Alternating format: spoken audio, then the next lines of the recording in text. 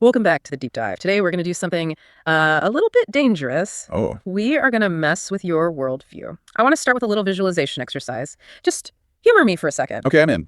I want you to close your eyes, unless you're driving, of course. Please don't do that. And just picture a millionaire, like a real bona fide American millionaire.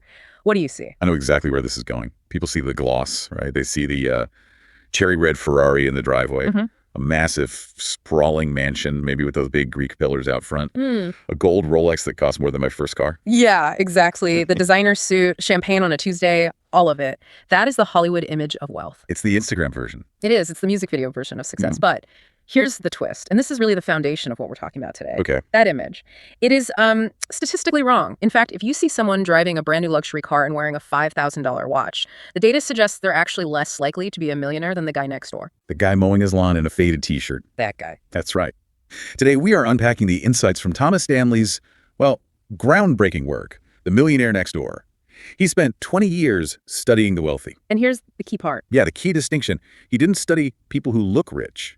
He studied people who actually have money. And his findings just completely flip the script on what we think wealth looks like. It's a total wake-up call. We're going to look at the fundamental difference between high income and high net worth because they are absolutely not the same thing. Not at all. Most of us mix them up, but they're different metrics.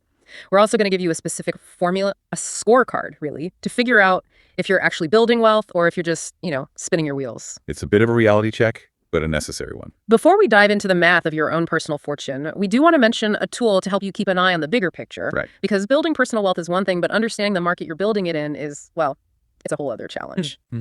We've actually been using this iOS app called the Buffett Indicator. It's available right now on the Apple App Store. Yeah, it's super clean, really simple. It just tracks the total market temperature. And it gives you daily alerts so you can see if the market is, getting overheated or maybe if it's undervalued. It's a great little tool for monitoring for bubbles, which, that fits perfectly with today's theme of being smart with your money instead of just following the herd. Absolutely. So check that out. It's Buffett Indicator on the App Store. It'll help you track total market temperature. Now, let's get back to this idea of the millionaire next door. The core conflict here is really about definitions. Society defines rich by what you spend. Right. If you spend a lot, you must have a lot. Exactly. But Stanley defines wealth by what you keep. Okay, let's unpack that because I think a lot of people just assume, if you earn a high salary, you're wealthy. If I make $250,000 a year, I'm rich, right? That feels rich. Not necessarily. And that is the trap. High income does not equal high net worth. Income is just the stream of cash coming in. Net worth is the dam that holds it.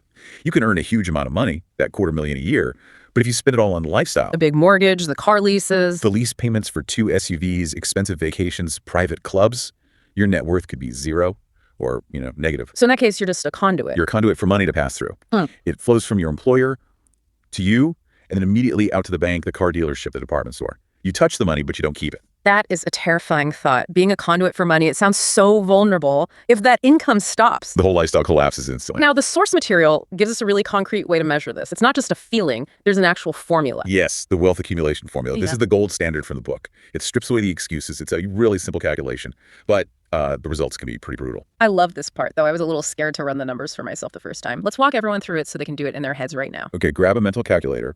The formula is your age multiplied by your pre-tax annual household income, and then divide that whole thing by 10. Okay, slow that down. Age times income divided by 10. Let's use an example. Let's say we have a listener. We'll call him Bob.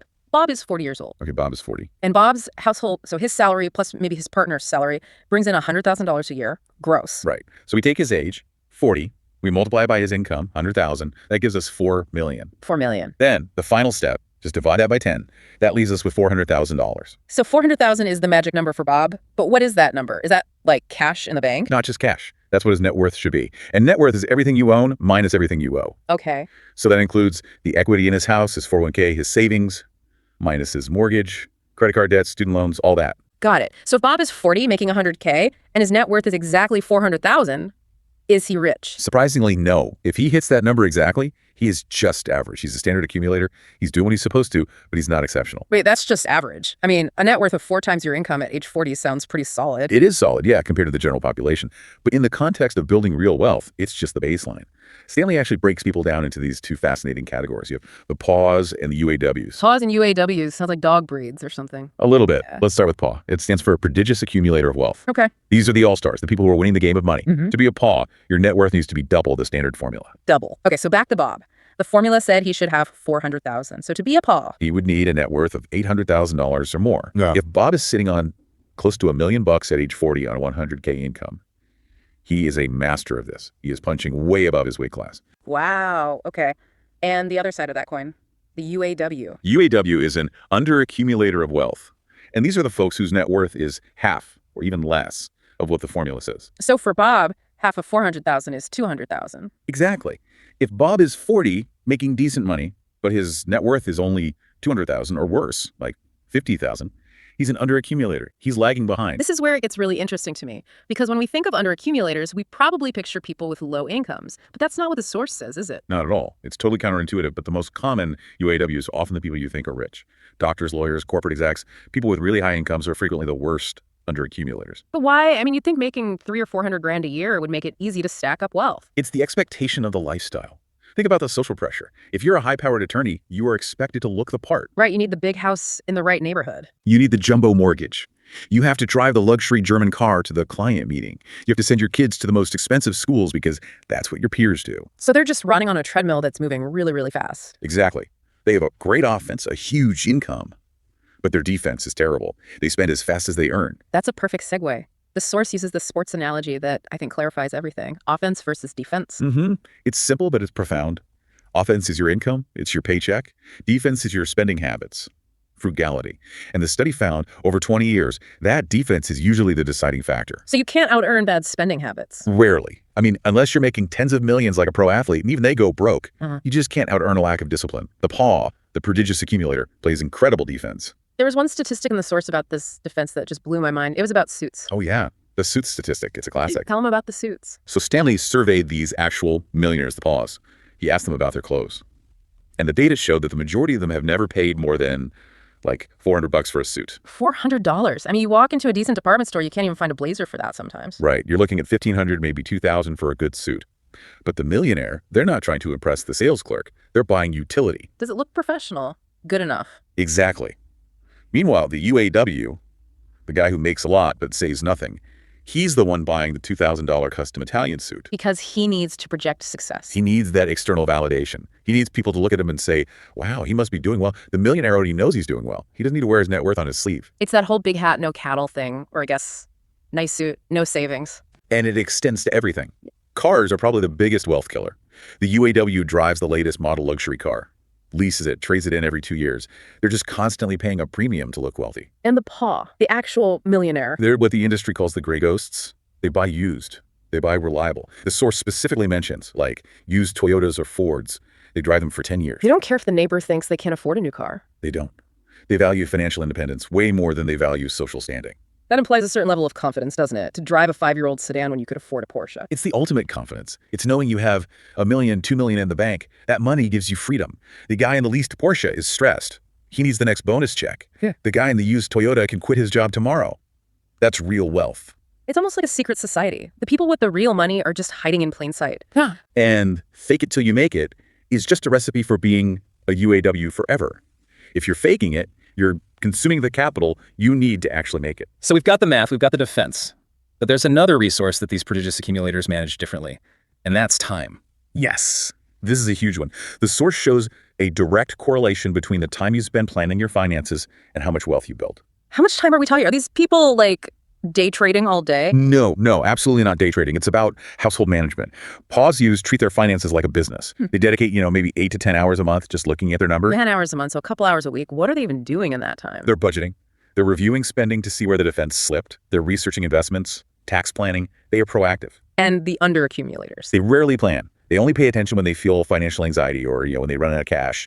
It's reactive versus proactive. That makes sense. If you ignore something, it rarely gets better if you ignore your money. You get debt. Or you get lost money that just slips through your fingers because you weren't watching. And high earners use the excuse, oh, I'm too busy working to plan my finances. But that's a trap. It's a massive trap. If you're working 80 hours a week to make money, but spend 0 hours managing it, you're just filling a bucket with a hole in the bottom. I want to shift to something that might hit close to home for some people, especially with kids. The source talks about this concept called economic outpatient care. This is one of the most controversial findings in the whole study. It really upsets people. Economic outpatient care. It sounds so clinical. It does. It refers to parents, usually wealthy parents, providing regular financial help to their adult children. We're not talking about college. We're talking about helping with the mortgage, buying them cars, a monthly allowance. And you'd think that's a good thing, right? I mean, if I have money, I want to help my kids have an easier life. Of course, it comes from a place of love. But the data tells a very different story. The more financial help an adult child receives, the less wealth they accumulate on their own. Wait, so giving them money makes them poorer? In the long run, yes. Yeah. There's a strong negative correlation. The more outpatient care they get, the lower their own net worth tends to be. Why? Do they just get lazy? It's not just laziness. The source uses this really powerful analogy. It compares building wealth to building muscle. Okay, walk us through it. Imagine you go to the gym with your adult kid. Every time they try to lift a heavy weight, you rush over and lift it for them. You think you're helping. You're sparing them the struggle. But their muscles are actually getting weaker. They atrophy. Exactly. Wealth accumulation is a muscle.